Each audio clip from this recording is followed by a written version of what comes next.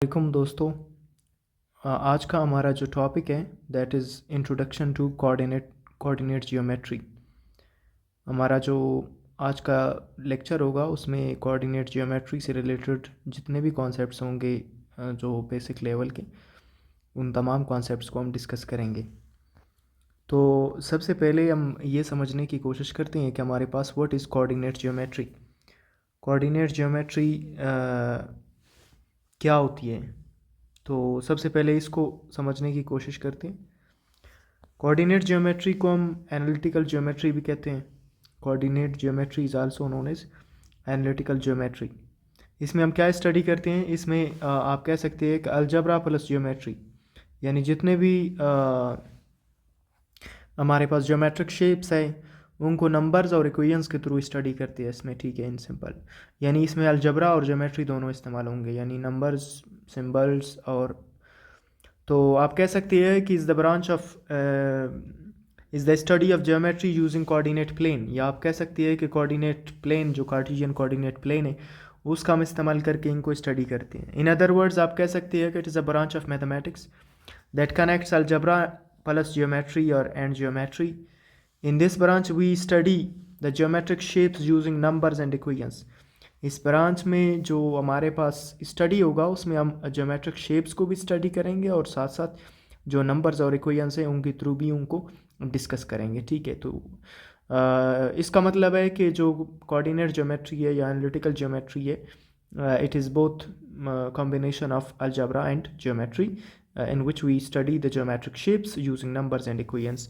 So next हमारे पास है, ऊपर हमने डिस्कस किया कि कोऑर्डिनेट प्लेन को हम इस्तेमाल करेंगे इसमें। तो कार्टेशियन कोऑर्डिनेट प्लेन क्या होती है, ठीक है, what is Cartesian coordinate plane.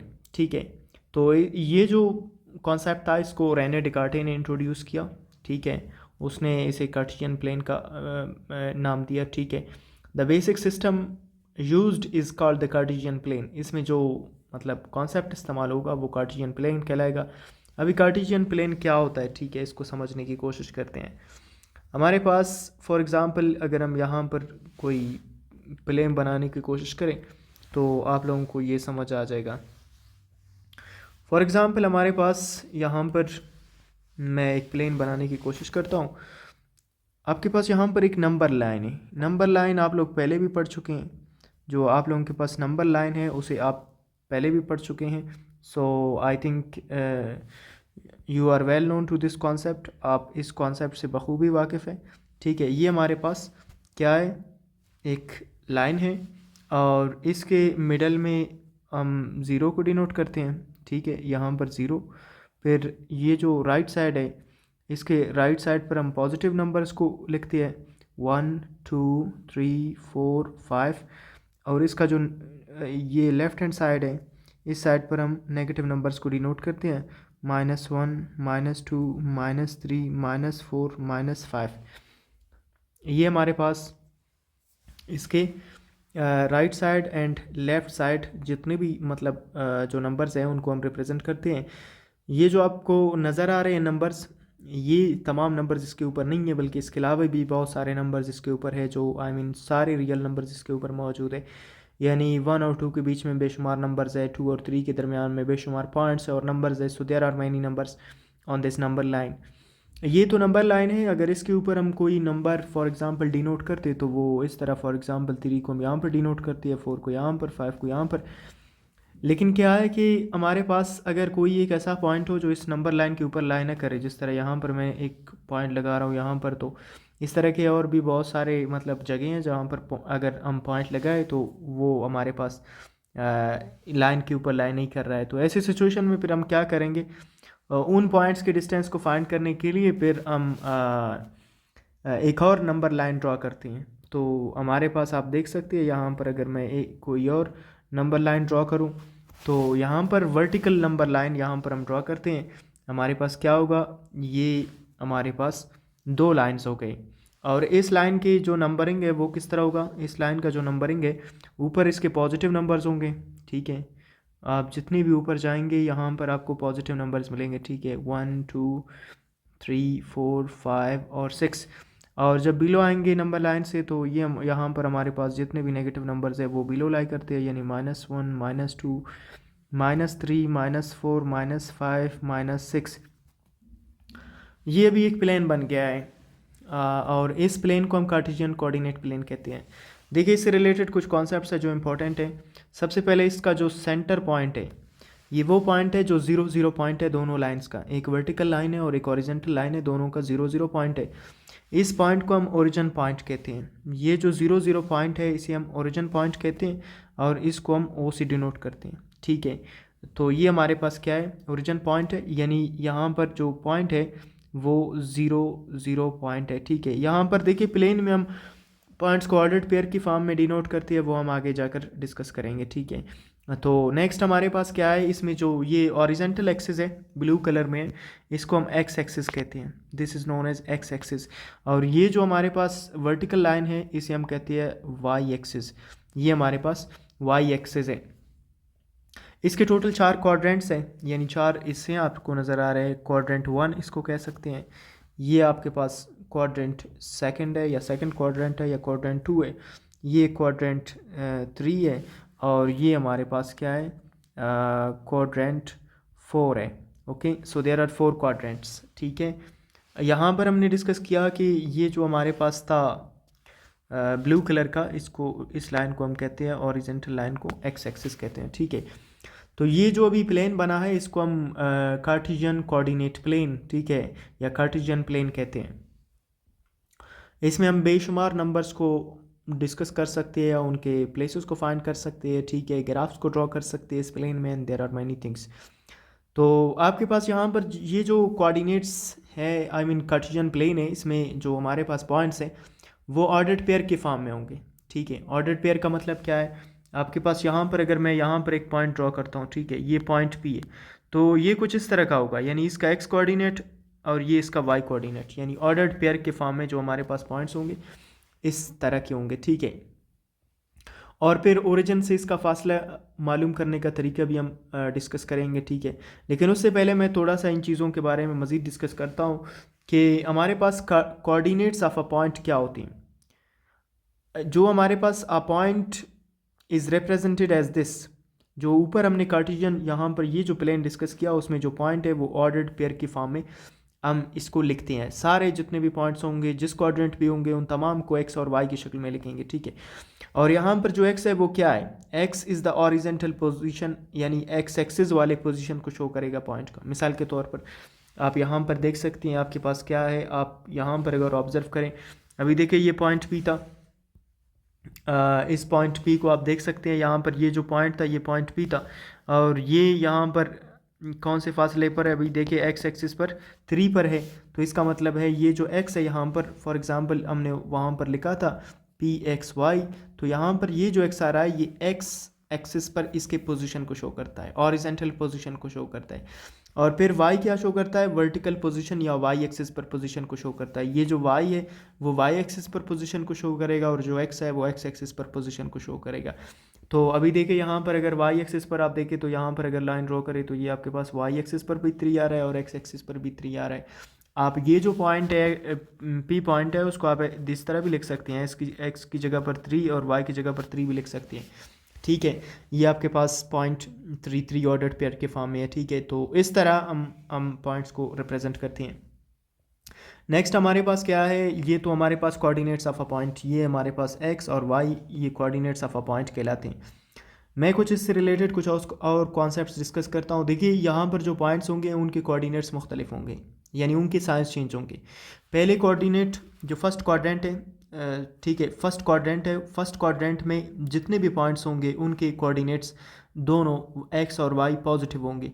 तो आपके पास यहाँ पर जितने भी मतलब इस क्वाड्रेंट में जितने भी क्या होंगे पॉइंट्स होंगे, फर्स्ट क्वाड्रेंट में जितने भी पॉइंट्स होंगे उन तमाम के जो ये एक्स और ये वाई ये दोनों कोऑर्डिनेट्स क्या होंगे, पॉजिटिव होंगे, ठीक है। ये चीज़ आपने नोट करना है। और फिर आपके पास नेक्स्ट अगले जो आई मीन सेकंड क्वाड्रेंट है उसकी तरफ आते हैं। मिसाल के तौर पर मेरे पास यहाँ पर अगर एक पॉइंट है, ठीक है, इस पॉइंट को अगर मैं देखूँ तो ये हमारे पास 5 है यहाँ पर, और इस साइड पर अगर हम इसे देखने की कोशिश करें तो 4 है।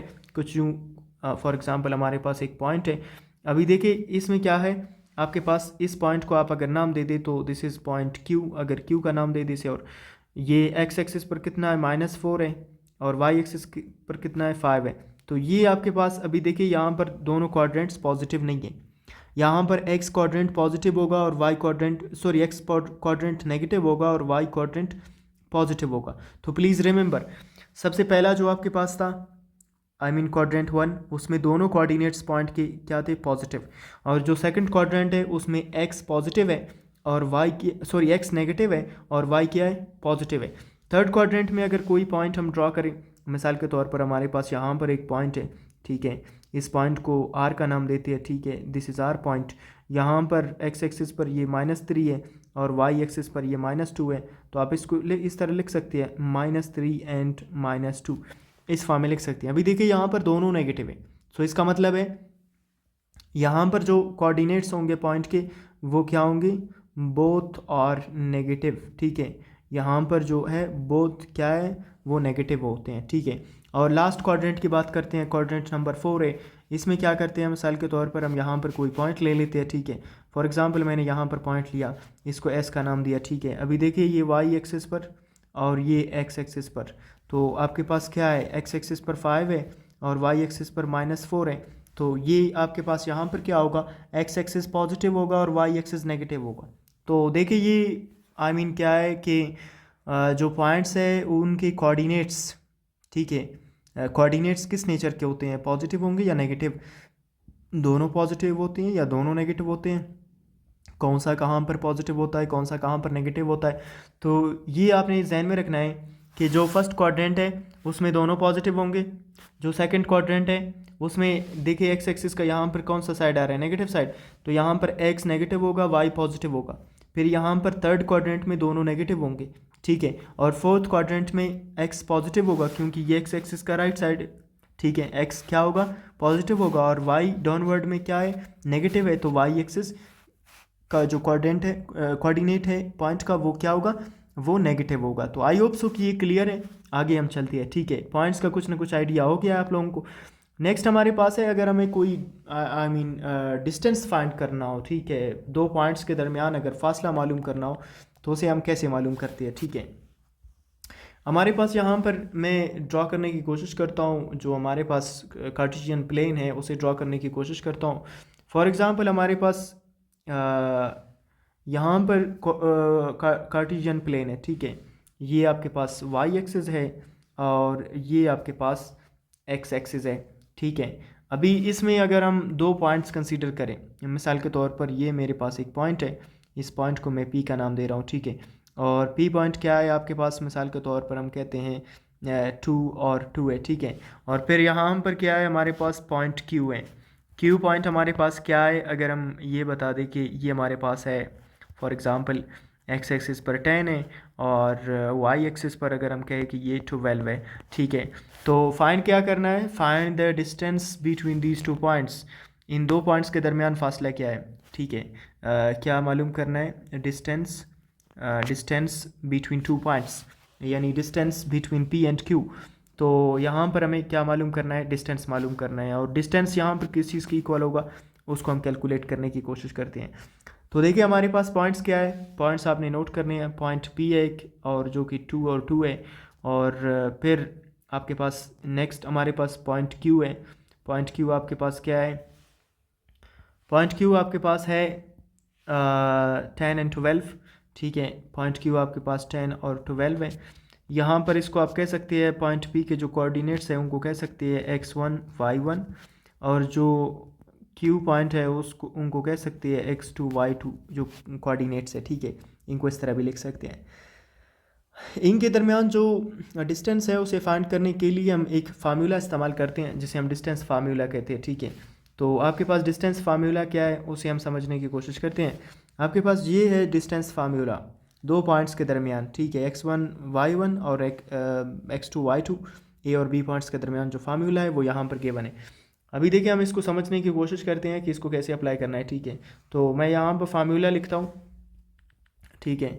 यहाँ पर हम फार्मूला को लिखने की कोशिश करते हैं, ठीक है। फॉर एग्जांपल आपके पास डिस्टेंस फार्मूला क्या है, so distance is equal to square root, ये स्क्वायर रूट के बराबर है, फिर यहाँ पर x2 माइनस x1 का होल स्क्वायर और फिर प्लस y2 माइनस y1 का होल स्क्वायर। अगर 3 पॉइंट्स होते तो फिर हमारे पास नेक्स्ट आप कह सकते कि for example z2 minus z1 का होल स्क्वायर इस तरह आप कह सकते थे, ठीक है। तो ये आपके पास क्या है, अभी आपके पास ये डिस्टेंस फार्मूला है और ऊपर आपके पास पॉइंट्स गिवन है, उनको यहाँ पर पुट करना है, ठीक है। अभी देखिए x1 यहाँ पर ये है और y1 यहाँ पर ये है और x2 यहाँ पर ये है और y2 यहाँ पर ये है, तो इनके वैल्यूज़ को पुट करना है। अभी यहाँ पर आपने क्या करना है, स्क्वायर रूट लिखना है, ठीक है।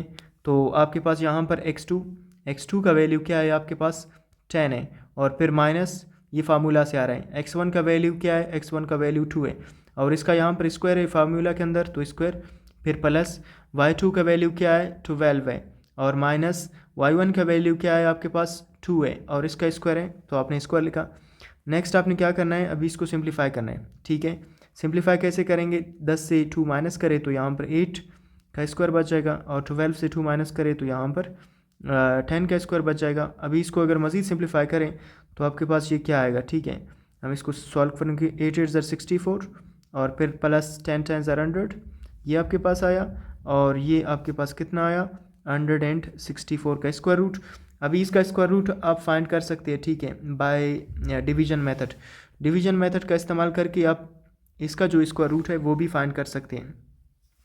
मिसाल के तौर पर आपके पास क्या है, यहाँ पर अगर आप इसका स्क्वायर रूट मालूम करते हैं तो 164 और इसको डिवाइड करना है, तो सबसे पहले पेयर करें इसे, एक पेयर और बग़ैर पेयर के, ठीक है। तो यहाँ पर 1 1 ज़ार 1 में से 1 माइनस करें तो आपके पास ख़त्म हो जाता है, फिर ये पेयर नीचे लेकर आए, ये 64 आ गया और फिर आपने क्या करना है, आपने इन दोनों को प्लस करना है। इन दोनों को अगर आप प्लस करेंगे तो आपके पास क्या आएगा, ये जो 1 और 1 है इनको आपस में प्लस करेंगे तो ये 2 आएगा।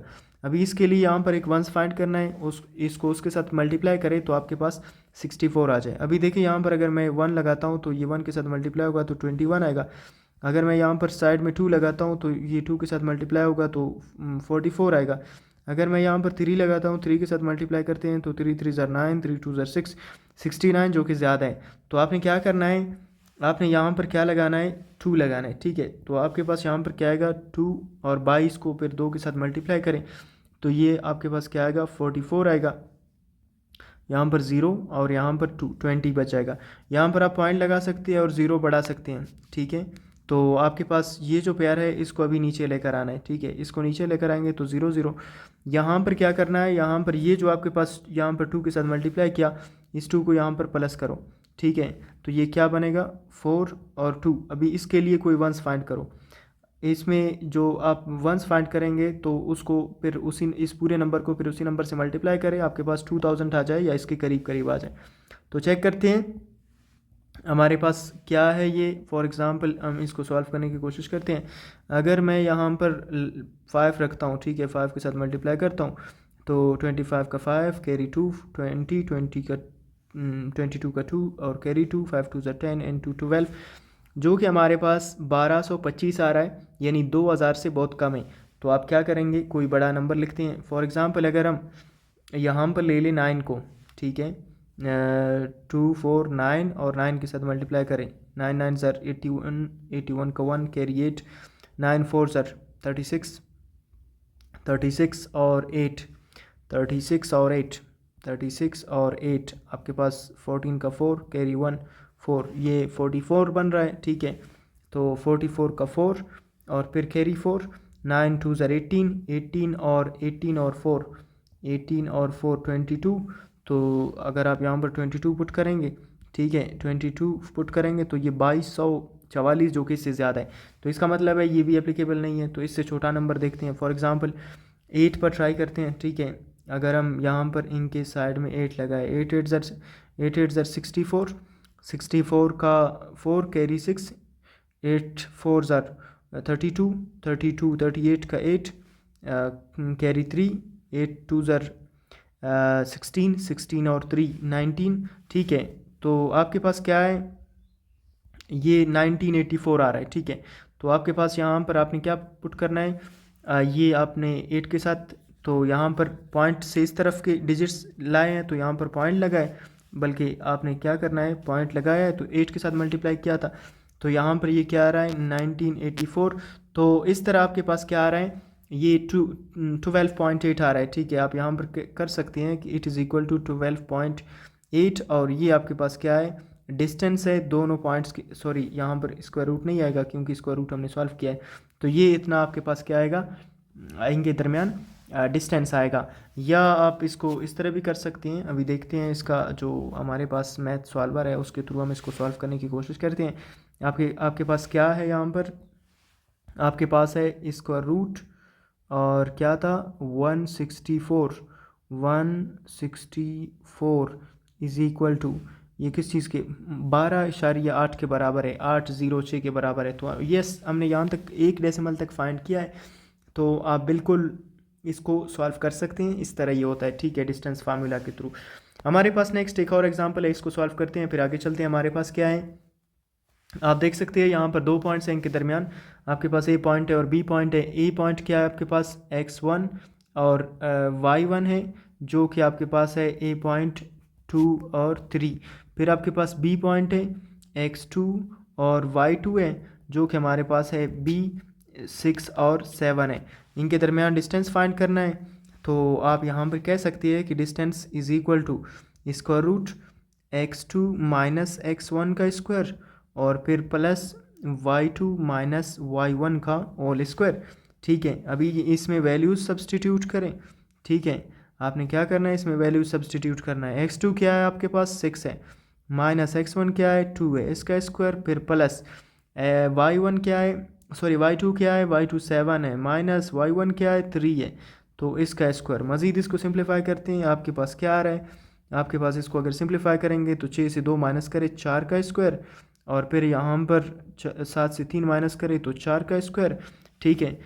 विच इज़ इक्वल टू, ये हमारे पास 4 4 16 प्लस 16, ठीक है। यहाँ पर स्क्वायर कैंसिल नहीं करना है क्योंकि इनके दरमियान में क्या है, इनके दरमियान में आपके पास प्लस है, ठीक है, तो कैंसिल नहीं करना है। और फिर इन दोनों को जमा करेंगे, 16 और 16 ये बनेंगे 32, और ये आपके पास क्या आ रहा है, ये आपके पास 32 स्क्वायर रूट 32 आ रहा है। लेकिन अगर इसका वैल्यू कैलकुलेट करने की कोशिश करें यहाँ पर, ठीक है, square root 32 is equal to what 5.657, ठीक है, this is equal to 5.657। Division method से आप इसको कैलकुलेट कर सकते हैं, प्रोसीजर मैंने बताया है।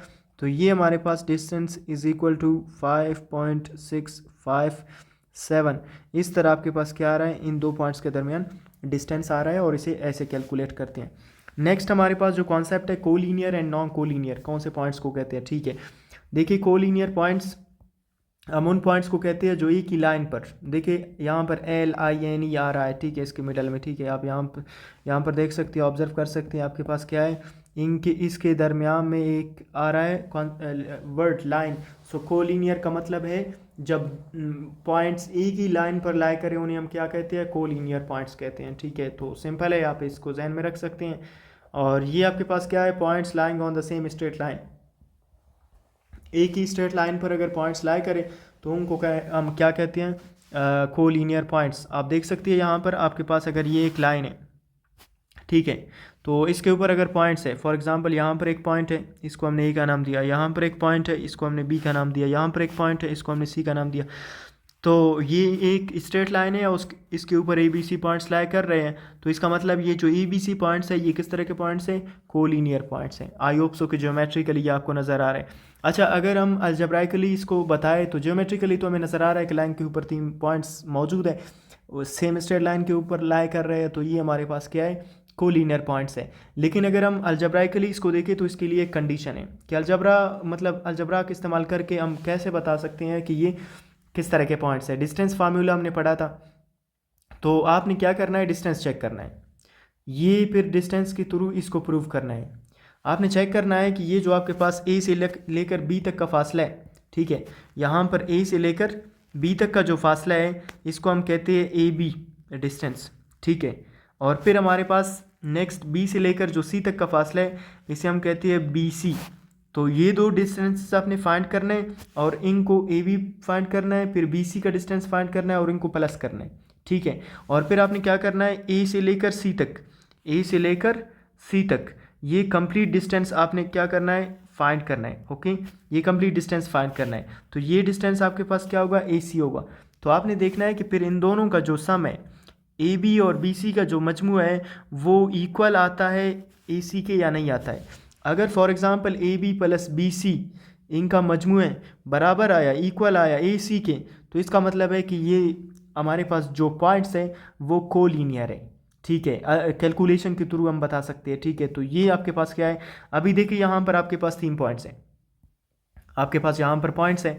आपने क्या करना है, मैं यहाँ पर आपको दिखाता हूँ, ठीक है। मिसाल के तौर पर ये लाइन है, इसके ऊपर यहाँ पर पॉइंट्स है, यहाँ पर पॉइंट ही है, ठीक है। और जो पॉइंट है आपके पास क्या है, 1 1 है। और फिर यहाँ पर पॉइंट बी है, पॉइंट बी क्या है आपके पास, ये 2 2 है। और फिर यहाँ पर जो पॉइंट सी है, पॉइंट सी क्या है आपके पास, 3 3 है, ठीक है। ये तीनों पॉइंट्स हैं। तो अभी आपने क्या करना है, आपने डिस्टेंस मालूम करना है, कौन से का, ए से लेकर बी तक का डिस्टेंस मालूम करना है। तो ये आपके पास जो ए बी डिस्टेंस है ये हमने फाइंड किया पहले से, इसका √2 आ रहा है, ठीक है। ये किस चीज़ के बराबर है, इसका √2 के। फिर आपने क्या करना है, यानी बी से लेकर सी तक ये डिस्टेंस मालूम करना है। तो ये B C is equal to, B C का वैल्यू कितना आ रहा है, ये भी इसका √2 आ रहा है। और फिर अगर हम फॉर एग्ज़ाम्पल ए से लेकर सी तक, ये ए है हमारे पास, ए से लेकर सी तक का फासला मालूम करें, ठीक है। तो ये हमारे पास ए सी, और ए सी किस चीज़ के बराबर है, 2√2 के बराबर है। तो अभी देखें, अभी चेक करते हैं कंडीशन कि क्या ये हमारे पास, हमने कहा था कि अगर A B plus B C equal आ जाए ए सी के, तो ये लाइन, ये जो पॉइंट्स है वो कोलीनियर पॉइंट्स होंगे। अभी इनके वैल्यूज़ पुट करते हैं। हमारे पास क्या है, ए बी का वैल्यू क्या है, इसका √2 है। और फिर प्लस बी सी का वैल्यू क्या है, इसका √2 है। और फिर इज इक्वल टू, हमारे पास जो नेक्स्ट है, हमारे पास क्या है, ए सी का वैल्यू क्या है, 2√2 है, ठीक है। अभी क्या करना है आपने, जब इन दोनों को प्लस करना है, इसका √2 और इसका √2, एक ये है और एक ये है, तो ये टोटल बनेंगे 2√2, ठीक है। और इनको ऐसे प्लस करना है, ठीक है। ये जो स्क्वायर रूट वाले नंबर्स हैं, स्क्वायर रूट वाले नंबर्स को ऐसे प्लस करना है, ठीक है। जिस तरह आपने x + x is equal to 2x किया था, तो यहाँ पर √2 प्लस √2 इज इक्वल टू 2√2, इस तरह आप लिख सकते हैं इसको। तो यहाँ पर आपके पास क्या आया, 2√2, और इस साइड पर भी क्या आ रहा है, 2√2। तो देखिए आपके पास ये होल्ड कर रहा है, ये इसके दोनों साइड्स इक्वल आ रहे हैं। सो इट मीन्स ये जो पॉइंट्स ए बी सी है, ये किस तरह के पॉइंट्स है, कोलीनियर पॉइंट्स है। आई होप सो कि ये आप लोगों को समझ आ चुका होगा। नेक्स्ट हमारे पास है नॉन कोलीनियर पॉइंट्स, जो एक लाइन पर लाइन ना करे उन्हें non collinear means the points which are not collinear are non collinear points. किस तरह, points not lying on the same line, एक ही लाइन पर लाइन फॉर एग्जांपल लाइन ना करे। जैसे कि हमारे पास यहाँ पर मैं एक लाइन ड्रॉ कर रहा हूँ, ठीक है। तो यहाँ पर एक पॉइंट हमारे पास ए है, और फिर यहाँ पर हमारे पास एक पॉइंट है बी है। देखिए ए पॉइंट जो हमारे पास है, अगर ये x1 y1 है, और जो बी पॉइंट है वो x2 y2 है, तो ये हमारे पास ए बी पॉइंट्स कोलीनियर नहीं है। क्यों नहीं है, क्योंकि जो बी है वो इस लाइन के ऊपर लाइन नहीं कर रहा है, ठीक है। तो इसका मतलब है point B is not lying on this line, on this same line. So A and B are non collinear points. और इनको फिर आप मालूम करने के लिए, अगर ये हमारे पास है सी पॉइंट, x3 y3 है, ठीक है। तो हमारे पास ये तीनों क्या है, नॉन कोलीनियर पॉइंट्स है, ठीक है। और इनका जो यहाँ पर जो रिलेशन है वो किस तरह आएगा, जो अलजेब्राइकली अगर हम इसको रिलेशन मालूम करें, a + b करेंगे, तो ये इक्वल नहीं आएगा किस चीज़ के, ए सी के, ठीक है। ए बी + बी सी करेंगे तो ये ए सी के बराबर नहीं आएगा, इसलिए ये किस तरह के पॉइंट्स होंगे, नॉन कोलीनियर पॉइंट्स होंगे। आप चेक कर सकते हैं इन तीनों पॉइंट्स को, ये तीनों नॉन कोलीनियर पॉइंट्स है, ठीक है। ये आपने खुद चेक करना है और बताना है कमेंट सेक्शन में। नेक्स्ट हमारे पास कॉन्सेप्ट है टाइप्स ऑफ ट्राइंगल्स। देखिए हमारे पास टोटल 6 किस्म के ट्राइंगल्स होते हैं। 3 को हमने साइड्स की बेसिस पर नाम दिया है, 3 को एंगल्स की बेसिस पर नाम दिया है। यानी कुछ हमारे पास ऐसे ट्राइंगल्स हैं जिनको एंगल्स की बेसिस पर नाम दिया है, और कुछ ऐसे हैं जिनको साइड्स की बेसिस पर नाम दिया है। तो हमारे पास जो सबसे पहले जो साइड्स वाले हैं उनको समझने की कोशिश करते हैं। हमारे पास क्या है कि जो हमारे पास यहाँ पर हम डिस्कस करते हैं थोड़ा सा। देखिए हमारे पास अगर एक ऐसा ट्राइंगल हो जिसके तीनों साइड का लेंथ एक दूसरे से मुख्तलिफ हो, फॉर एग्ज़ाम्पल एक साइड ये है और एक साइड ये है और एक साइड ये है, ठीक है, तीन साइड है ग्रीन ट्राइंगल जो आप लोगों को नज़र आ रहा है, इनके तीनों का जो लेंथ है वो डिफरेंट है। मिसाल के तौर पर मैं यहाँ पर अगर इनके लेंथ लिखता हूँ, ठीक है, फॉर एग्ज़ाम्पल ये हमारे पास है 6 मीटर, ये हमारे पास है 5 मीटर और ये हमारे पास है 3 मीटर। तो अभी देखिए इन तीनों का लेंथ क्या है, डिफरेंट है। सो एक ऐसा ट्राइंगल जिसके तीनों साइड्स इक्वल ना हो उसे हम कहते हैं स्केलिन ट्राइंगल, स्केलिन ट्राइंगल। सो आपके पास यहाँ पर क्या है, आपके पास है स्केलिन ट्राइंगल। कौन से ट्राइंगल को कहते हैं, उज नो साइड्स आर इक्वल, जिसके कोई भी साइड इक्वल नहीं है, ठीक है, यानी तीनों साइड्स डिफरेंट है। अभी देखें इनका लेंथ डिफरेंट है, ये 6 मीटर है, ये 5 मीटर है और ये 3 मीटर है। ये क्या हमारे पास, ये हमारे पास स्केलिन ट्राइंगल है। नेक्स्ट हमारे पास ये जो यहाँ पर आपको नज़र आ रहा है, ये जो आपके पास है next isosceles triangle. Isosceles triangle किसको कहते हैं, जिसके दो साइड्स बराबर हो, ठीक है। मिसाल के तौर पर ये अगर 5 मीटर है तो ये भी 5 मीटर है और ये आपके पास 6 मीटर है। अभी देखिए 5 और 5 सेम है, यानी दो साइड सेम हो, तो आइसो का मतलब यहाँ पर जो वर्ड इस्तेमाल हो रहा है इसका मतलब सेम। अगर इसके सिर्फ दो साइड सेम हो तो इसे आइसोसेल्स ट्राइंगल कहते हैं। यहाँ पर आइसोसेल्स ट्राइंगल कौन से ट्राइंगल को कहते हैं, ट्राइंगल उज टू साइड्स आर इक्वल, जिसके दो साइड्स बराबर हो उसे हम क्या कहते हैं, आइसोसेल्स ट्राइंगल कहते हैं। फिर हमारे पास अगर तीनों बराबर हो, ठीक है, मिसाल के तौर पर ये भी 3 मीटर है, ये भी 3 मीटर है और ये भी 3 मीटर है, तो तीनों साइड्स अगर बराबर हो तो इसे हम क्या कहते हैं, इसे हम कहते हैं इक्विलेटरल ट्राइंगल। ये हमारे पास किस तरह का ट्राइंगल है, इक्विलेटरल, यानी ट्राइंगल उज ऑल साइड्स आर इक्वल, जिसके तमाम साइड्स इक्वल हो उसे हम क्या कहते हैं। अभी देखिए ग्रीन ट्राइंगल तीनों साइड्स डिफरेंट थी, स्केलिन ट्राइंगल दो साइड सेम हो, आइसोसेल्स ट्राइंगल अगर तीनों साइड्स इक्वल हो तो उसे हम क्या कहते हैं, इक्विलेटरल ट्राइंगल। नेक्स्ट मैंने कहा कि एंगल्स की बेसिस पर हमारे पास कुछ ट्राइंगल्स को नेम दिया गया है, तो प्लीज़ यहाँ पर एंगल्स की थोड़ा सा बात करते हैं हम, इंशाल्लाह नेक्स्ट लेक्चर में इनको एंगल्स को डिस्कस करेंगे। यहाँ पर देखिए एंगल्स का कॉन्सेप्ट, अभी देखिए मैं यहाँ पर शॉर्टीज को डिस्कस करता हूँ। आपके पास क्या है, जब हम एक सर्कल लेते हैं उस सर्कल को हम अगर बराबर फॉर एग्जांपल 360 जगहों पर डिवाइड करते हैं, अभी मैंने इसको 4 जगहों पर डिवाइड किया है, ठीक है, तो यहाँ से ये 0, ठीक है, फिर यहाँ से अगर डिवाइड करें तो यहाँ तक 90, ठीक है, फिर 90 से फिर 90 ये 180 और फिर इसमें मज़ीद 90 ऐड करें तो 270 और फिर मज़ीद 90 ऐड करें तो 360।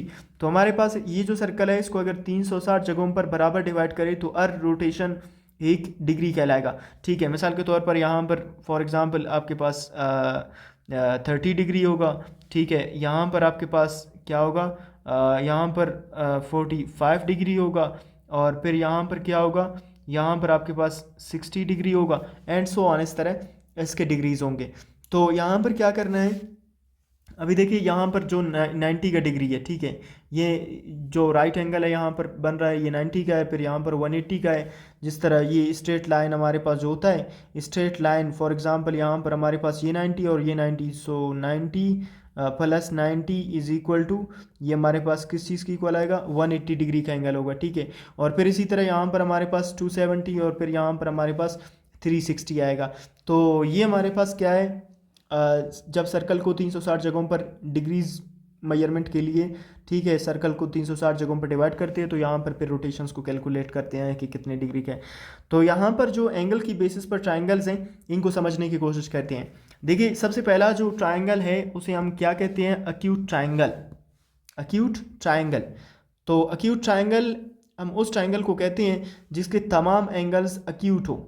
अक्यूट एंगल्स कौन से होते हैं, जो लेस देन 90 होते हैं। मिसाल के तौर पर आप यहाँ पर कह सकती हैं कि ये जो एरिया है इसके एंगल्स इस एरिया से होंगे, ठीक है, ये जो 90 से पहले पहले आते हैं यानी 90 से छोटे एंगल्स होंगे, ठीक है।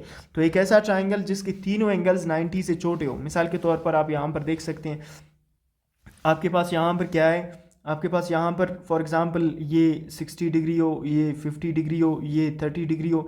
अभी देखिए इसके तीनों एंगल्स 90 से छोटे हैं, तो इसके तीनों एंगल्स क्या है, लेस देन 90 डिग्री है और ये तमाम अक्यूट एंगल्स है। जब एक ऐसा ट्राइंगल जिसके इंटीरियर एंगल्स सारे कितने हो, खैर यहाँ पर मैंने थोड़ा सा इसको डिफरेंटली लिखा है, ठीक है, क्योंकि ये इतने नहीं होंगे, ठीक है। तो यहाँ पर आप इसको इस तरह लिख सकते हैं, यहाँ पर फॉर एग्ज़ाम्पल ये 60 हुआ, ठीक है, और फिर आपके पास अगर नेक्स्ट हमारे पास फॉर एग्ज़ाम्पल ये 80 हुआ, ठीक है, 60 और 80 कितने बनते हैं आपके पास 140 और फिर आपके पास ये अगर 40 डिग्री का हो, ठीक है, तो ये आपके पास टोटल कितने बनेंगे, ठीक है, टोटल 180 बनने चाहिए। तो आपके पास क्या है 80 प्लस 60 प्लस 40, ठीक है, तो ये आपके पास 180। सो इट मीन्स कि ये अभी देखें 80 90 से लेस है, 60 90 से लेस है, 40 90 से लेस है, तो ये हमारे पास सारे एक्यूट एंगल्स हैं। तो इसका मतलब है ये ट्राइंगल एक्यूट ट्राइंगल कहलाता है, ठीक है। नेक्स्ट हमारे पास क्या है ऑब्ट्यूस ट्राइंगल, जिसमें वन एंगल ऑब्ट्यूस होना चाहिए। अभी ऑब्ट्यूस एंगल ग्रेटर देन 90 के एंगल को कहते हैं, ठीक है। ऑब्ट्यूस एंगल एक ऐसा एंगल जो 90 से बड़ा हो। 90 से बड़े एंगल्स कौन से होते हैं, देखिए 91 92 93 180 एंड सो ऑन, ठीक है। तो ये आपके पास क्या है, ये जो इसके सारे एंगल्स की बात नहीं कर रहे हैं, इसके सिर्फ वन एंगल की बात कर रहे हैं, जो यहाँ पर फॉर एग्जांपल थीटा 1 है। ये एंगल क्या है, कम से कम एक एंगल इसका ऐसा होना चाहिए जो क्या हो ग्रेटर देन 90 डिग्री हो। तो हम ऐसे ट्राइंगल को क्या कहते हैं ऑब्ट्यूस ट्राइंगल कहते हैं, और जो यहाँ पर एंगल होगा जो 90 से बड़ा होगा उसे ऑब्ट्यूस एंगल कहते हैं, ठीक है। तो एक ऐसा ट्राइंगल जिसमें एक एंगल ऑब्ट्यूस हो ग्रेटर देन 90 हो उसे ऑब्ट्यूस ट्राइंगल कहते हैं। नेक्स्ट हमारे पास बहुत सिंपल है, पाइथागोरस थ्योरम में भी आप लोग इसको देख चुके होंगे, एक ऐसा ट्राइंगल जिसमें एक एंगल 90 डिग्री का हो, ठीक है। अभी देखिए यहाँ पर एक 90 का है, बाकी जो है आपके पास वो डिफरेंट भी हो सकते हैं, ठीक है, लेकिन एक एंगल कितने का है 90 का है, ठीक है। वन राइट एंगल, एक एंगल 90 का, राइट एंगल 90 के एंगल को कहते हैं, ठीक है। तो आपके पास इस तरह का जो ट्राइंगल है वो क्या कहलाता है, ये कहलाता है आपके पास राइट ट्राइंगल। ये क्या आपके पास राइट ट्राइंगल है, ओके। तो मैंने कहा कि एक ऐसा ट्राइंगल जिसके तीनों साइड्स लेंथ में एक दूसरे से मुख्तलिफ हो उसे हम क्या कहते हैं स्केलीन ट्राइंगल कहते हैं। और अगर दो साइड सेम हो आइसोसेल्स ट्राइंगल कहते हैं। अगर तीनों साइड सेम इक्वल हो तो उसे इक्विलेटरल ट्राइंगल कहते हैं। अगर जिस ट्राइंगल के तमाम जो अंदरूनी एंगल्स हैं इंटीरियर एंगल्स वो लेस देन 90 हो तो उसे हम क्या कहते हैं एक्यूट ट्राइंगल कहते हैं। और अगर एक एंगल 90 से बड़ा हो तो उसे हम ऑब्ट्यूस ट्राइंगल कहते हैं। और अगर एक एंगल 90 का हो, ठीक है, तो उसे हम राइट ट्राइंगल कहते हैं। ये हमारे पास टाइप्स हैं ट्राइंगल्स के। आई होप सो कि आप लोग समझ चुके होंगे। नेक्स्ट हमारे पास क्या है यूजिंग डिस्टेंस फार्मूला। ट्राइंगल्स के बारे में बताना है और डिस्टेंस फार्मूला का इस्तेमाल करके, यानी हमें जो ट्राइंगल है उसके पॉइंट्स गिवन होंगे और हमें बताना है कि ये किस तरह का है। देखिए हमारे पास फॉर एग्जांपल मैं यहाँ पर एक ट्राइंगल ड्रॉ करता हूँ, ठीक है, आप लोगों के लिए क्लियर होगा। फॉर एग्जांपल हमारे पास यहाँ पर एक ट्राइंगल है, ओके, ये हमारे पास एक ट्राइंगल है। तो इस ट्राइंगल के कॉर्नर पॉइंट्स को हम वर्टिसेस कहते हैं। एक यहाँ पर है, एक यहाँ पर है और एक यहाँ पर है, ठीक है। और इन पॉइंट्स को अगर हम ये दे दें नाम, ठीक है, ए बी और सी, ए बी सी का नाम दिया इनको, ठीक है। अभी आपके पास फॉर एग्जांपल यहाँ पर जो ए है वो 0 0 है, जो बी है आपके पास वो 2 0 है और जो सी है आपके पास वो 1√3 है, 1√3 है, ठीक है। अभी फॉर एग्जांपल हमें तो ट्राइंगल गिवन नहीं था, हमें ये गिवन था कि एक ऐसा ट्राइंगल है जिसके क्या है 3 पॉइंट्स गिवन है, यानी कॉर्नर पॉइंट्स गिवन है। अभी देखिए यहाँ पर एग्जांपल में हमें क्या गिवन है, इसके तीनों पॉइंट्स गिवन है।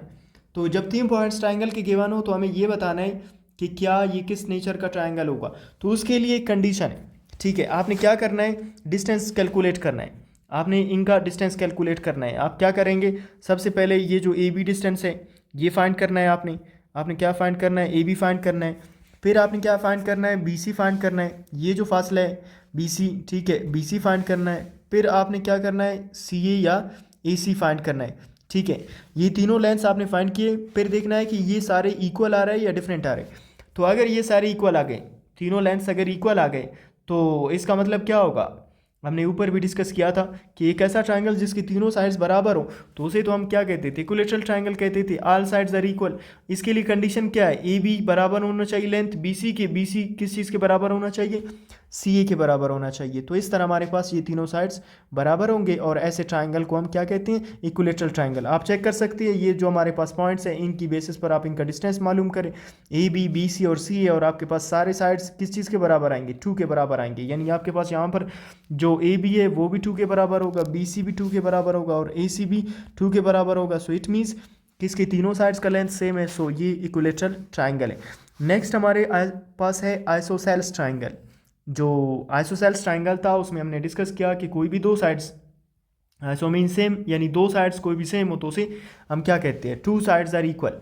तो उसी तरह आपने 3 पॉइंट्स आपको गिवन होंगे, ठीक है। आपके पास क्या है, 3 पॉइंट्स आपको गिवन होंगे, ठीक है। फॉर एग्जांपल कुछ इस तरह से होगा, ठीक है।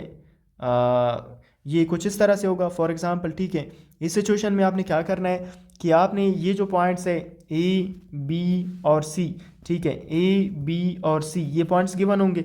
आपने फिर दोबारा डिस्टेंस मालूम करना है, ए बी मालूम करना है, बी सी मालूम करना है और ए सी मालूम करना है या सी ए मालूम करना है, और देखना है कि इनमें से कौन कौन से लेंथ्स बराबर है। अगर फॉर एग्जांपल इनमें से कोई दो बराबर हो, हमने अभी डिस्कस किया कि अगर इनमें से 3 बराबर हो तो वो इक्विलेटरल है।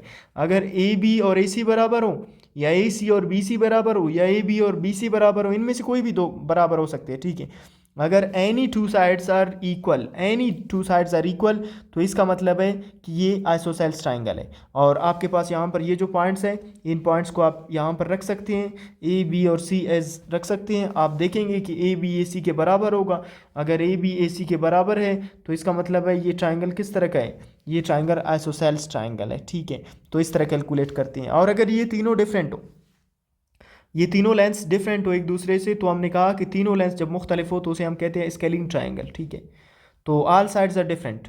आप अगर ए बी डिस्टेंस मालूम करेंगे वो बराबर नहीं होगा बी सी के, और वो बराबर नहीं होगा सी ए के, यानी तीनों साइड्स का जो लेंथ है वो एक दूसरे के बराबर नहीं होगा।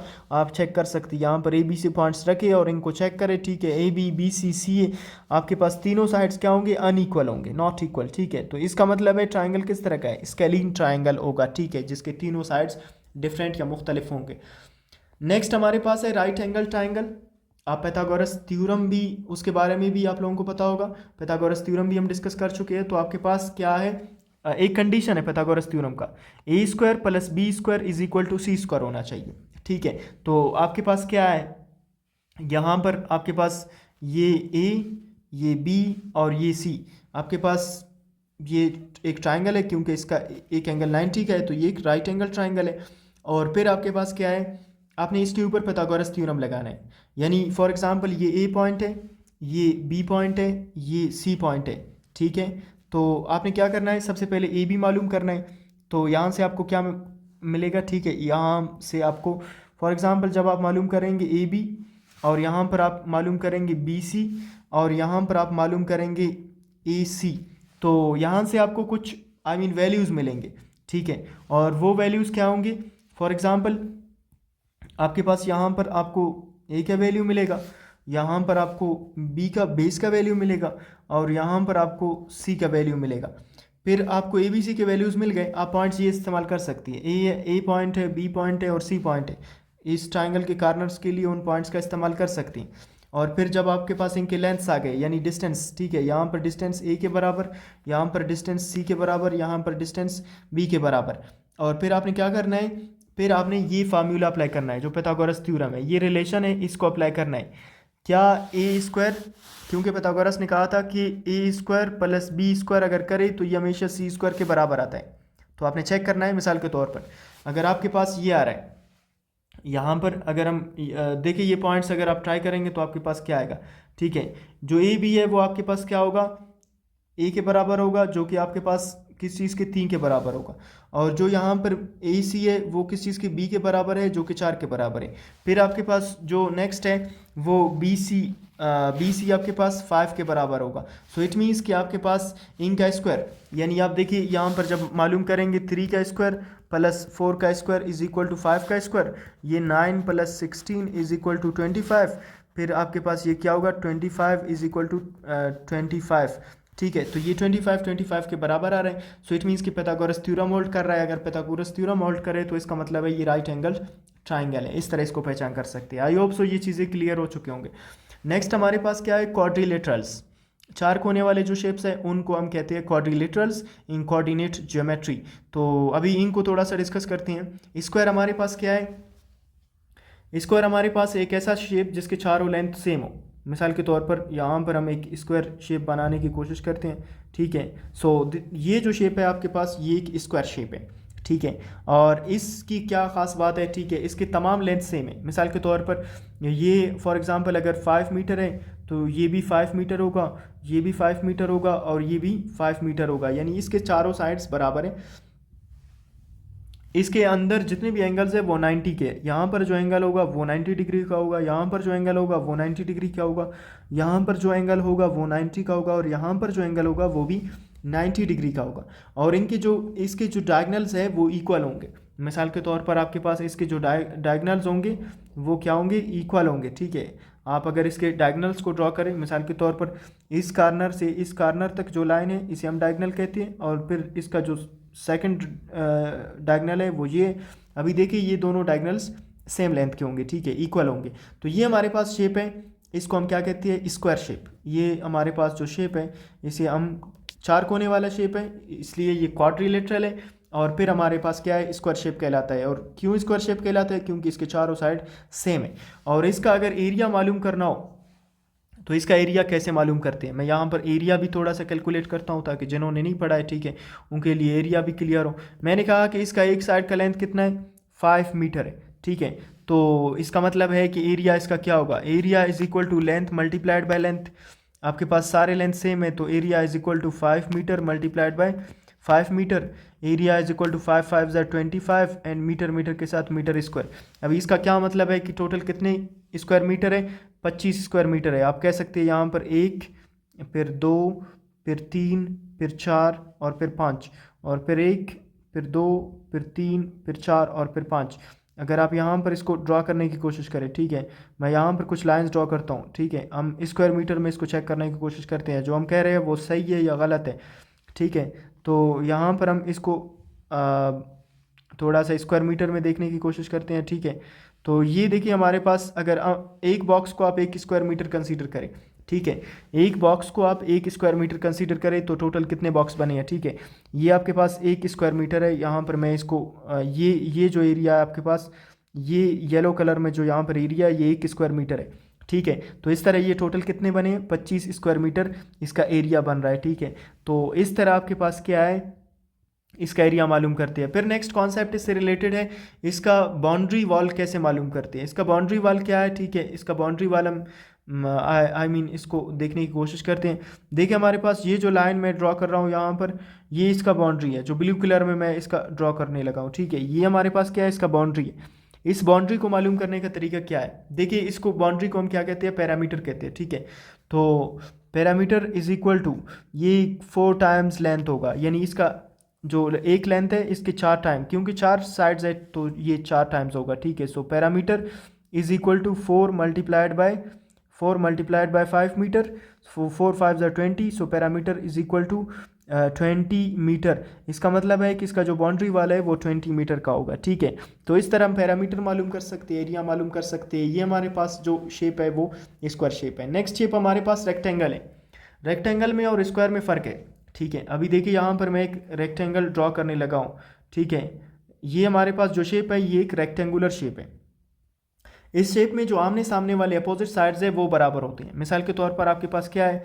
ये जो लेंथ है और ये आपके पास क्या है? इसका विड्थ है, ठीक है। लेंथ अगर फॉर एग्जांपल मैं कह दूँ 5 मीटर है और विड्थ आपके पास क्या है? 3 मीटर्स है, ठीक है। तो ये जो विड्थ है ये भी कितना होगा? 3 मीटर्स होगा, और ये जो लेंथ है ये कितना होगा? ये भी 5 मीटर्स होगा, यानी लेंथ लेंथ के बराबर होगा, लेंथ लेंथ के बराबर होगा और विड्थ विड्थ के बराबर होगा, ठीक है। और इसके एंगल्स भी कितने हैं? टोटल इसके एंगल्स भी 90 के हैं, ठीक है। अंदरूनी जो एंगल्स हैं, ये इसके जो इंटीरियर एंगल्स है ये तमाम कितने डिग्री के एंगल्स हैं?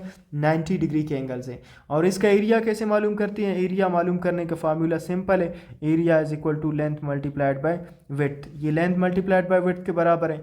लेंथ कितना है आपके पास? लेंथ है 5 मीटर, और विड्थ कितना है आपके पास? विड्थ है 3 मीटर, ठीक है। तो 5 3 ज़र 15 मीटर स्क्वायर, यानी आपके पास इसका जो एरिया है वो 15 स्क्वायर मीटर आ रहा है, ठीक है। ये आपके पास क्या है?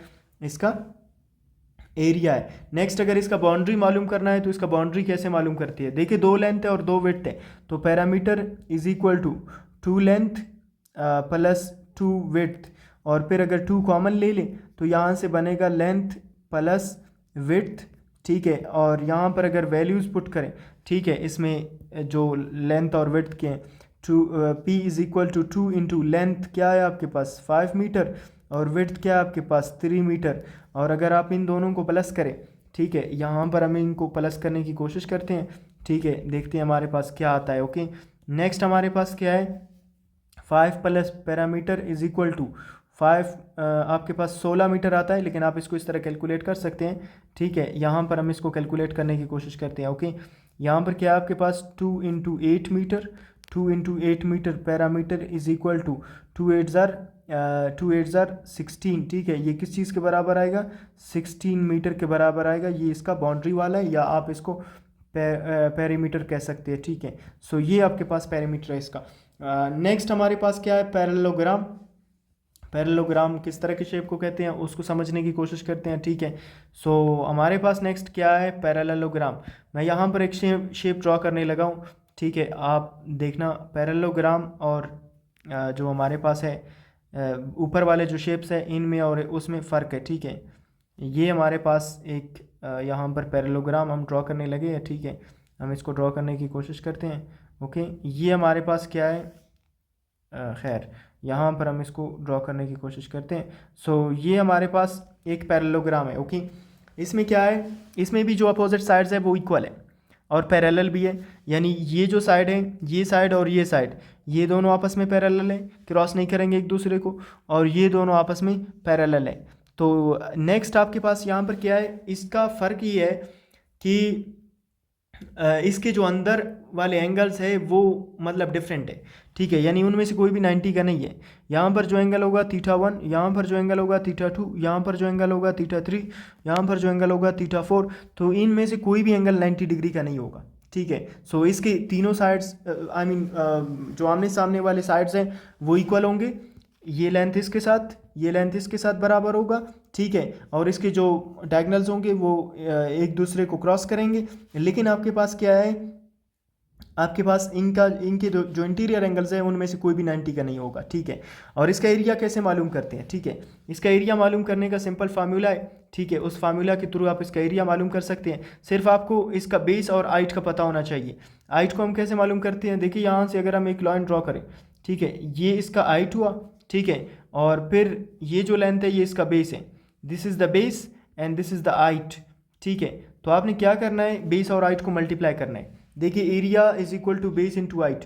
अगर हम कहें कि base is equal to 4 metres और height is equal to 3 metres, H is equal to 3 metres, तो आपके पास एरिया कितना आएगा, 4 metres multiplied by 3 metres is equal to 12 metre square, ठीक है। बेस इंटू हाइट आपने किया और आपके पास ये इसका एरिया आया, ठीक है। नेक्स्ट आपके पास क्या है, area of triangle. Area of triangle कैसे मालूम करते हैं, ये भी सिंपल कॉन्सेप्ट है, फार्मूला आपको गिवन है, ठीक है। 1/2 base into height, base into height को मल्टीप्लाई करेंगे और फिर 2 पर डिवाइड करेंगे, ठीक है। आपके पास फॉर एग्जांपल यहाँ पर एक हम ट्राइंगल बनाने की कोशिश करते हैं, ठीक है।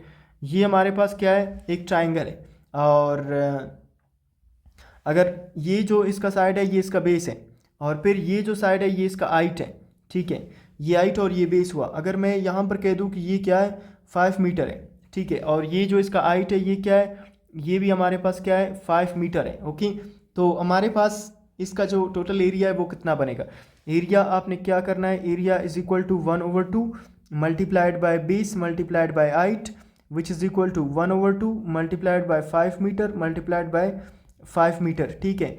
तो 5 5 ज़ा 25, 1/2 मल्टीप्लाइड बाय 25 मीटर स्क्वायर, फिर आप 25 को 1 के साथ मल्टीप्लाई करें, सो ये आपके पास 12.5 मीटर स्क्वायर आ रहा है, ठीक है। आप इसको इस तरह भी कर सकते हैं, ये 25/2 मीटर स्क्वायर, ठीक है। अभी 25 को रख दें और 2 पर डिवाइड करें, ठीक है। 2 1 ज़ार 2 और फिर 5 को नीचे लेकर आए, ठीक है। 2 2 ज़ार 4 फिर एक बचा 0.0 और फिर 2 5 10 यानी 12.5। आपके पास ये कितना आ रहा है 12.5 स्क्वायर मीटर। ये आपके पास इसका एरिया आ रहा है और इस तरह इसको कैलकुलेट करते हैं। आई होप सो कि ये क्लियर है इसका एरिया कैसे मालूम करते हैं। नेक्स्ट हमारे पास है मिड पॉइंट फार्मूला।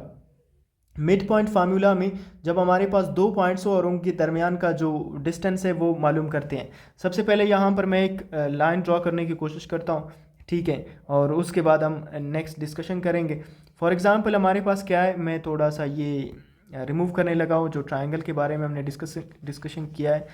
तो यहाँ पर हमारे पास जो मिड पॉइंट फार्मूला है, जब दो पॉइंट्स के दरमियान सेंटर पॉइंट फाइंड करना हो, ठीक है, तो हम कौन सा फार्मूला इस्तेमाल करेंगे, मिड पॉइंट फार्मूला उस वक्त इस्तेमाल करेंगे जब हमें क्या फाइंड करना हो, centre point in between two points अगर मालूम करना हो। दो पॉइंट्स के दरमियान अगर हमें सेंटर मालूम करना हो तो हम मिड पॉइंट फार्मूला का इस्तेमाल करते हैं। खैर, यहाँ पर मैं ड्रॉ करने की कोशिश करता हूँ। देखिए आपके पास यहाँ पर एक लाइन है, ओके, इस लाइन के ऊपर अगर फॉर एग्ज़ाम्पल हमारे पास दो पॉइंट्स हैं, ठीक है, एक पॉइंट यहाँ पर है और एक पॉइंट यहाँ पर है, ठीक है, इस पॉइंट को हमने ए का नाम दिया है, ये x1 और y1 है, और ये जो पॉइंट है ये b है, ये x2 और y2 है, और अभी इनके दरमियान जो सेंटर पॉइंट है यहाँ पर c पॉइंट, ये इनका मिड पॉइंट है, ठीक है, ये कौन सा पॉइंट है, मिड पॉइंट है। और इसको अगर फाइंड करना हो तो कैसे मालूम करते हैं, देखिए मिड पॉइंट का फार्मूला है, सबसे पहले जो मिड पॉइंट का फार्मूला है वो किस चीज़ के बराबर है, ठीक है, ये आपको पता होना चाहिए। यहाँ पर मिड पॉइंट का फार्मूला भी गिवन है आपको, ठीक है, you can check x1 plus x2 divided by 2, y1 plus y2 divided by 2, ठीक है। तो आपके पास यहाँ पर कह सकते हैं, m से इसको मैं डिनोट करता हूँ, mid point is equal to x1 plus x2 divided by 2, और फिर आपके पास क्या है y1 plus y2 divided by 2, ये आपके पास क्या है मिड पॉइंट का फार्मूला है। अभी देखिए आपके पास फॉर एग्जांपल पॉइंट्स ये, फॉर एग्जांपल आपके पास जो ए पॉइंट है वो अगर ये आपके पास ये 2 और 4 है, और आपके पास फिर जो बी पॉइंट है वो किस चीज़ के बराबर है, 6 और 8 के बराबर है। तो अभी देखिए x1 का वैल्यू क्या है 2 है, और x2 का वैल्यू क्या है 6 है, y1 का वैल्यू क्या है 4 है, और y2 का वैल्यू क्या है 8 है। तो इसमें अगर वो वैल्यू सब्सटीट्यूट करें तो आपके पास x1 का वैल्यू क्या है 2 है, और x2 का वैल्यू क्या है 6 है डिवाइडेड बाई 2, ठीक है, और फिर y1 का वैल्यू क्या है 4 प्लस 8 डिवाइडेड बाई 2। अगर इसको मज़ीद सिंप्लीफाई करें तो ये आपके पास बनेगा 2 प्लस 6 8 ओवर 2, ठीक है, और फिर यहाँ पर आपके पास आएगा 12 ओवर 2। अगर इनको कैंसिल करें तो ये 2 1 ज़ार 2 4 ज़ार 2 1 ज़ार 2 6 ज़ार which is equal to 4 into 4 and 6। So ये आपके पास इनके दरमियान जो सी पॉइंट है या मिड पॉइंट है वो क्या है 4 और 6 इनका मिड पॉइंट है। तो हमने यहाँ पर इनका मिड पॉइंट फाइंड किया, मिड पॉइंट हमारे पास क्या आ रहा है 4 6 आ रहा है। तो ये हमारे पास इनका जो मिड पॉइंट सी है वो आया है, और इस तरह इस फार्मूला से हम कैलकुलेट करते हैं। इनका मिड पॉइंट आपने खुद फाइंड करना है प्लीज़, बल्कि यहाँ पर फाइंड भी है, आपने फिर भी खुद कैलकुलेट करना है और कमेंट सेक्शन में बताना है। नेक्स्ट हमारे पास है जो रियल लाइफ रिलेटेड इनकी अंडरस्टैंडिंग है, उसको भी थोड़ा सा देखते हैं कि कहाँ पर कौन सा इस्तेमाल करते हैं, ठीक है।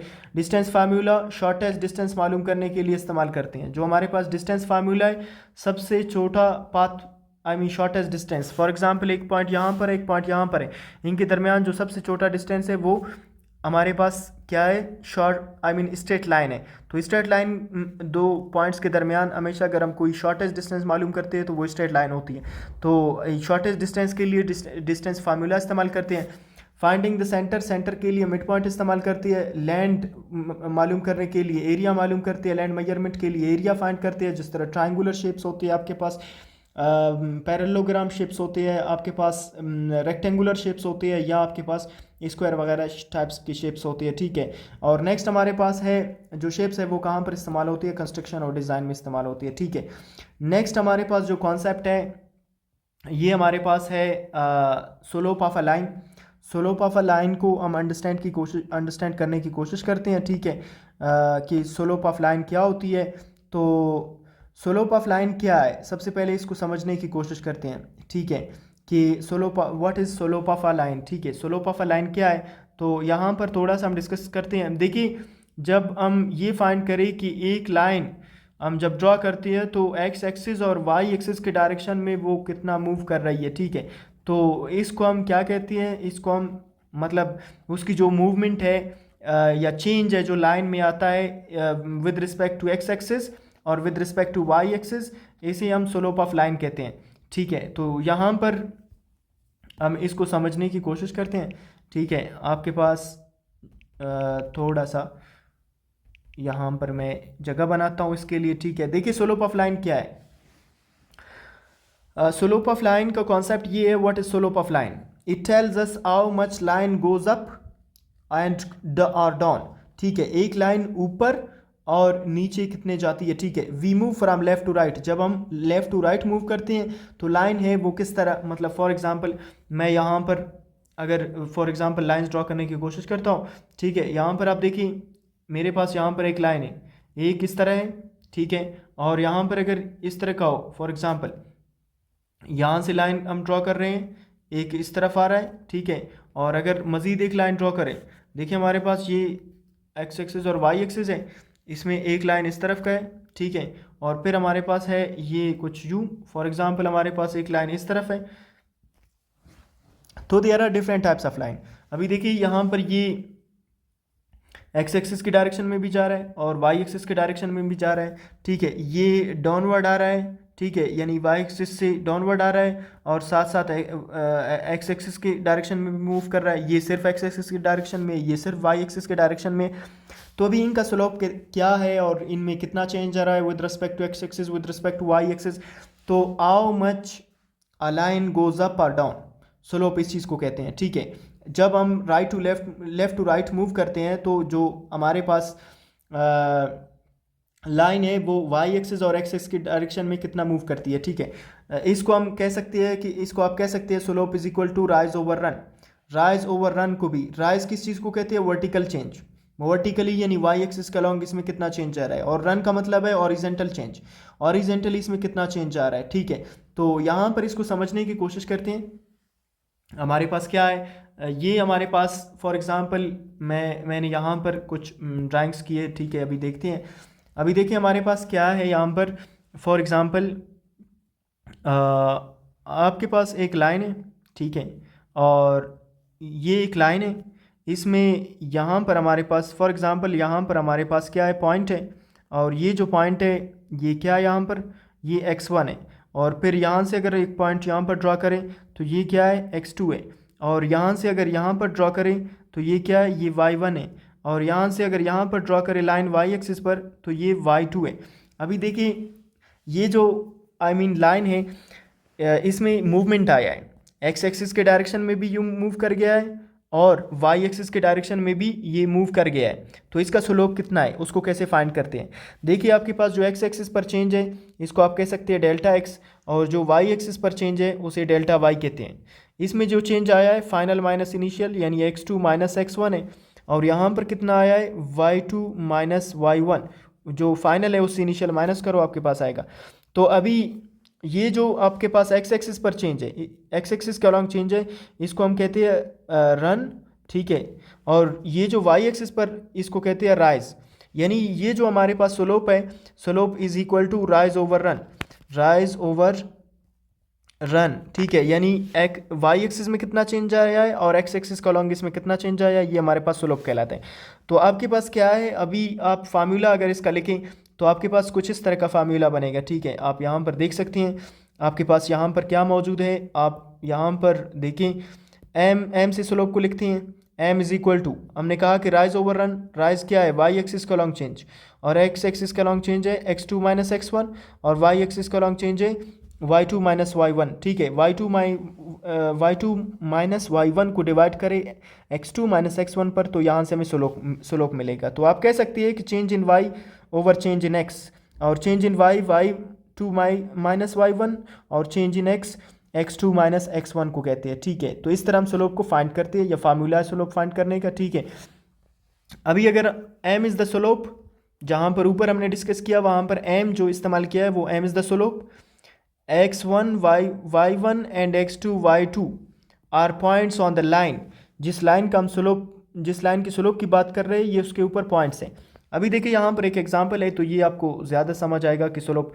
अभी फॉर एग्जांपल हमारे पास कुछ इस तरह का लाइन है, ठीक है। मैं यहाँ पर ये कहता हूँ कि ये हमारे पास कुछ इस तरह का लाइन है। यहाँ पर एक पॉइंट है इसके ऊपर, इसको अगर ए का नाम दिया है 1 और 2। यहाँ पर एक पॉइंट है, इसको बी का नाम दिया है। ये हमारे पास क्या है, ये हमारे पास 3 और 6 है, ठीक है। तो आपने अभी इसका स्लोप फाइंड करना है। तो स्लोप का फार्मूला क्या था, स्लोप इज इक्वल टू, ये क्या था, y2 minus y1 divided by x2 minus x1, ये इस तरह था। अभी देखिए यहाँ पर क्या है आपके पास, ये आपके पास x1 है और ये आपके पास y1 है और ये आपके पास x2 है और ये आपके पास y2 है। तो आप इनके वैल्यूज़ यहाँ पर पुट करें, y2 6 माइनस y1 क्या है आपके पास 2 है और divided by x2 3 minus x1 1। So 6 4 over 2, 2 1 ज़ा 2, 2 2 ज़ा 4 विच इज़ इक्वल टू 2। ये आपके पास m इज़ इक्वल टू 2 आ रहा है, तो ये आपके पास क्या है, इसका स्लोप 2 आ रहा है, ठीक है। तो इस तरह हम स्लोप कैलकुलेट करते हैं। देखिए यहाँ पर 2 एक पॉजिटिव नंबर है। अभी हम डिस्कस करते हैं कि कितने टाइप के स्लोप्स होते हैं। तो आपके पास ये हमारे पास स्लोप आया, इसका स्लोप आपने खुद फाइंड करना है और कमेंट सेक्शन में बताना है। नेक्स्ट हमारे पास है types of slope, geometrical understanding, ठीक है। टाइप्स ऑफ स्लोप कितने हैं और इनको ज्योमेट्रिकली हम देखने की कोशिश करते हैं, इसका क्या मतलब है, ठीक है। तो आपके पास प्लीज़ जब हमने यहाँ पर कैलकुलेट किया तो देखिए आपके पास किस तरह का आंसर आया है, पॉजिटिव, नेगेटिव, जीरो या अनडिफाइंड। तो आपके पास यहाँ पर पॉजिटिव आंसर यानी 2 एक पॉजिटिव नंबर है, तो पॉजिटिव आंसर आया है। जब हमें पॉजिटिव नंबर मिले, ठीक है, तो इसका मतलब है line goes upward from left to right. इसका मतलब है कि जब लाइन इस तरह हो, ठीक है, जब लाइन लेफ़्ट टू राइट, ये लेफ़्ट साइड है, ठीक है, ये लेफ़्ट साइड है, यहाँ से राइट साइड की तरफ ऊपर जाए तो इसका स्लोप क्या होगा, इसका स्लोप पॉजिटिव होगा। इसका स्लोप क्या होगा, पॉजिटिव होगा। तो पॉजिटिव स्लोप हमें मिले तो इसका मतलब क्या है कि जो लाइन है वो upward from left to right move कर रही है, ठीक है। जिस तरह यहाँ पर ऊपर हमें मिला m इज़ इक्वल टू 2 जो कि पॉजिटिव है, तो इसका मतलब है ये ऐसा लाइन है जो लेफ़्ट टू राइट के दौरान ऊपर मूव करती है, ठीक है। नेक्स्ट हमारे पास है नेगेटिव स्लोप। नेगेटिव स्लोप का क्या मतलब है, मिसाल के तौर पर आपके पास यहाँ पर एक लाइन है, ठीक है, आपने इसका स्लोप फाइंड करना है।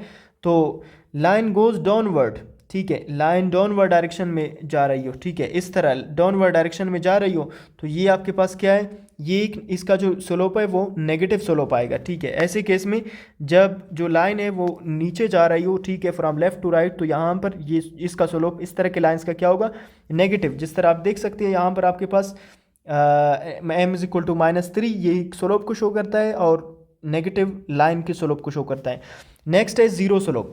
हमारे पास जो ऑरिजेंटल लाइंस होती है यानी एक्स एक्सिस के पैरेलल, फॉर एग्जांपल यहाँ पर हमारे पास एक्स एक्सिस और वाई एक्सिस है, इसके पैरेलल जितने भी लाइंस हैं, ठीक है, ये जितने भी लाइंस इसके पैरेलल है, इन तमाम का जो आपके पास स्लोप है वो जीरो है, यानी इनमें वाई एक्सिस में चेंज नहीं आ रहा है, ठीक है। जब वाई एक्सिस में चेंज ना हो तो आपके पास सिर्फ एक्स एक्सिस में चेंज आ रहा है। हमने कहा था कि slope is equal to delta y over delta x, तो आपके पास ऊपर चेंज जीरो है तो नीचे आपके पास कुछ भी हो तो ये जीरो के बराबर होता है। तो यहाँ पर क्या है, आपके पास स्लोप सिफर के बराबर होगा, ठीक है, यानी slope is equal to zero, ठीक है। और फिर नेक्स्ट आपके पास है स्लोप जीरो के बराबर होगा, जैसे यहाँ पर अगर 5 है तो y इज इक्वल टू 5 पर ये जो लाइन है ये 5 is equal y is equal to 5 एक लाइन है और वो आपके पास पैरेलल टू x एक्सिस है, ठीक है। तो इस तरह की ऑरिजेंटल जितने भी लाइंस होंगे उनका स्लोप क्या होगा।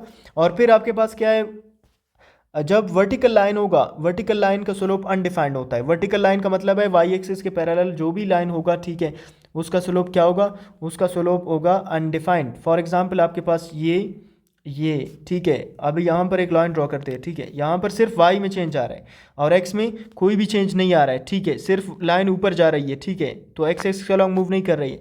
तो यहाँ पर हमने कहा कि slope is equal to delta y over delta x. तो डेल्टा एक्स तो यहाँ पर सिफर है, तो delta y over zero, so you can say any number divided by zero is equal to undefined, ठीक है। तो ये हमारे पास अनडिफाइंड है, लिहाजा हमारे पास ये क्या है, ये अनडिफाइंड स्लोप है। तो जब लाइन वर्टिकल हुआ तो स्लोप अनडिफाइंड होगा, ठीक है। जब लाइन ऑरिजेंटल हुआ तो स्लोप ज़ीरो होगा।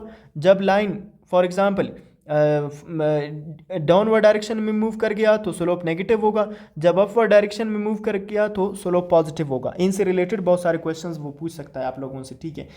देखिए यहाँ पर कुछ विजुअली मैंने दिखाने की कोशिश की है। यहाँ पर देखिए आपके पास ये इजीली आप समझ सकते हैं, जो पॉजिटिव स्लोप है उसमें लाइन ऊपर जा रही है, ठीक है, तो इसका m is equal to positive slope, line goes upward, और फिर यहाँ पर line goes downward, m is equal to -3, ठीक है, लाइन गोज डाउनवर्ड, तो ये नेगेटिव स्लोप को शो करता है। और यहाँ पर फिर आपके पास क्या है, ये जो लाइन है ग्रीन कलर में, ठीक है, y is equal to 5, zero slope, इसका स्लोप जीरो है, ऑरिजेंटल लाइन है, ठीक है। और फिर ये जो लाइन है आपके पास ये ऊपर जा रही है, x इज इक्वल टू 3, ठीक है, तो यहाँ पर क्या है, ये अनडिफाइंड स्लोप है। वर्टिकल लाइन का अनडिफाइंड होता है, हॉरिजॉन्टल लाइन का जीरो होता है, और बाकी अगर डाउनवर्ड आ जाए तो नेगेटिव और अगर ऊपर जाए तो पॉजिटिव, ठीक है। तो इस तरह ये स्लोप का कॉन्सेप्ट है। बाकी यहाँ पर कुछ क्वेश्चंस हैं, ये आपने खुद ट्राई करने हैं और कमेंट सेक्शन में बताना है कि आपके पास क्या आंसर आया है। तो आज का लेक्चर यहाँ पर कंक्लूड करते हैं। अल्लाह हाफिज़।